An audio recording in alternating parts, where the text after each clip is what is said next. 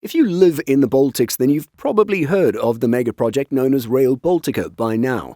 It's a high-speed rail project that is supposed to connect the Baltics to Poland and onto the rest of Europe with standard-gauge rail lines.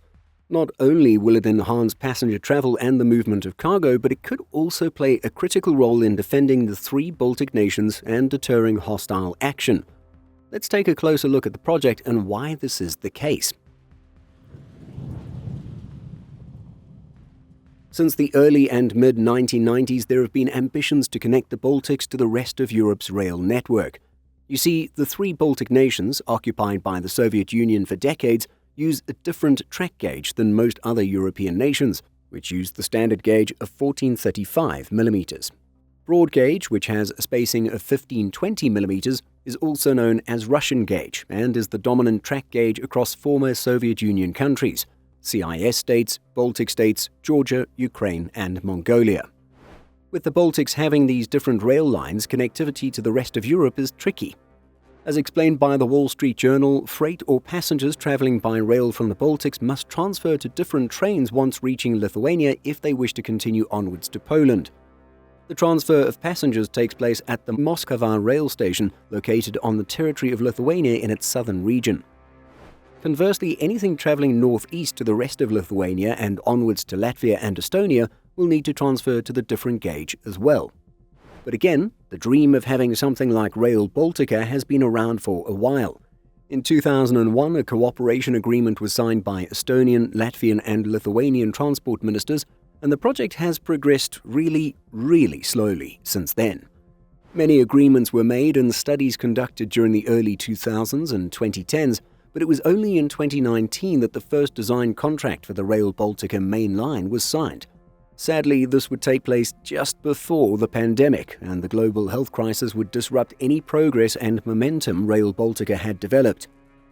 But this video isn't really so much about the progress of Rail Baltica as much as it is about its strategic importance when it comes to regional defense. We will give you a brief update on the project at the end of this video, but let's first take a look at its military significance. The largest rail infrastructure project in the history of the Baltic states, Rail Baltica has been recognized as a strategic geopolitical necessity. That's because this rail line will connect Lithuania, Latvia and Estonia with their Western allies as a north-south railway axis using the standard European gauge. According to the Centre for European Policy Analysis, railways are the best option for military logistics, and if railways are interoperable with Poland and Germany, they represent the best option for transporting armored vehicles and other heavy military equipment to the Baltic region. As highlighted by Rail Baltica, standard gauge railways allow military equipment and troops to be transported across borders without the need to change gauge, a process that is time-consuming and logistically challenging. Rail Baltica says that its high-speed rail infrastructure is planned to accommodate heavy military equipment, such as tanks and armored vehicles, which are difficult to transport by road. Moreover, the project's website notes that transporting an entire military unit on a single train would enable movements without causing major disruptions to road traffic. Rail transport also minimizes wear and tear on road infrastructure, ensuring safer and more efficient movement of specialized cargo, including heavy machinery and potentially hazardous goods. A cost-benefit analysis of Rail Baltica revealed that in peacetime, Rail Baltica could replace a 7-kilometer-long military convoy with a single 40-wagon train. Military leaders are on board with the project and are in agreement on its importance. In 2024, the NATO Force Integration Unit visited the Rail Baltica construction site in Jonava district. Commander of the NATO unit, a Danish colonel, noted that Rail Baltica is a civilian project with military implications that will significantly enhance NATO's ability to deploy reinforcements quickly and efficiently in the Baltic region. The head of Lithuania's rail company commented on the growing importance of trains for military movement, saying, "We estimate that the number of NATO military trains arriving in Lithuania has increased every year since 2019, with a 40% increase in 2023. The need for the infrastructure is high and mutual." The Danish colonel was quoted as saying, "When faced with a military threat, Lithuania's security directly depends on the speed of deployment of NATO allies. Therefore, it is essential to ensure that military mobility becomes one of the top national security priorities and that sufficient resources and efforts are devoted to it.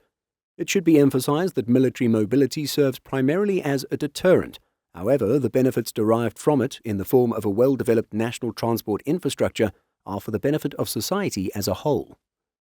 A recent video put out by the Wall Street Journal discussing Rail Baltica's military importance noted that a transition away from broad gauge is also important in denying the enemy the ability to transport its equipment into the Baltics. Of course, this is easier said than done. That's because a lot of rail line and rolling stock would need to be changed, and this is costly and time-consuming. Additionally, Moscow is allowed to transport goods and passengers by rail through Lithuania to its exclave of Kaliningrad. Unfortunately, Russians have taken advantage of this corridor, using it as a way to get to Europe cheaply and illegally. It was reported by LRT in 2023 that the Moscow-Kaliningrad transit train stops at a station in Lithuania for a technical inspection. It's at that station that some Russians take off. All of this has, of course, been a tricky issue, and politicians would probably prefer to ban this transit. However, doing so would likely be seen as aggressive and possibly provocative action against Russia, and so the trains between Kaliningrad and mainland Russia continue. And so, what's the latest on Rail Baltica? Well, at the time of making this video in mid-2025, it's not looking great, although progress is slow and steady. The project is billions over budget and years behind schedule. Understandably, such a large project requires many stages, and so many hurdles have been encountered, whether it's acquiring land from reluctant property owners or finding competent and reliable contractors to complete lines and stations. In 2024, it was reported that only the first phase of the project is now estimated to reach 15.3 billion euros. If funding can be secured for the second phase, well, the total cost of both phases is estimated to be 23.8 billion euros. It's a lot more than the original estimated price tag of 5.8 billion euros for the entire project. When it comes to timeline, the website Made in Vilnius reported in February 2025 that the entire Rail Baltica project connecting the Baltic states with Europe is scheduled to be completed in 2030, while the connection of the Lithuanian and Polish tracks is expected to be completed in 2028. In terms of progress, Rail Baltica confirmed that the project has now fully entered the construction phase, with mainline construction underway in all three Baltic countries. By the end of 2025, 43% of the main line is expected to be construction-ready and actively under development. On the military side, it was in 2023 that a tender was announced for a dual-purpose military and civil loading yard in Palemonas, Kaunas. A spokesperson for Lithuania's rail company stated, "We aim to contribute to ensuring Lithuania's military mobility by increasing the loading and unloading capacity of civil and/or military cargo. Kaunas is currently the furthest northern point of Lithuania connected to the European gauge railway. Cargo transported along the North Sea-Baltic corridor includes military cargoes of NATO countries vital for the common security and training of NATO forces.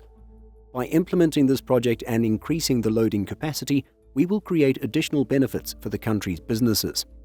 The dual-purpose 1520 and 1435mm track loading infrastructure will be implemented to accommodate NATO military cargo flows. Military equipment from Kaunas can be transported directly to deployment sites by road or can be reloaded and transported by broad-gauge rail to other parts of Lithuania, as well as to Latvia and Estonia. The facility is expected to be the largest dual-purpose terminal in the Baltic states. For passenger travel, high-speed trains will travel at a speed of 249 km an hour, with the total length of the project being 870 km. But yes, despite the promises of high speed, this project is moving very slowly. But what are your thoughts on rail infrastructure as being important for defense and deterrence? Do you think once completed that the tracks would be easy to defend from enemy attacks? Or would it be a fairly easy link to sever? Let us know by leaving a comment. If you're still watching in these last 20 seconds, we invite you to check out our Contribee page and consider financially supporting our work. Use the QR code or the link in the description to learn more.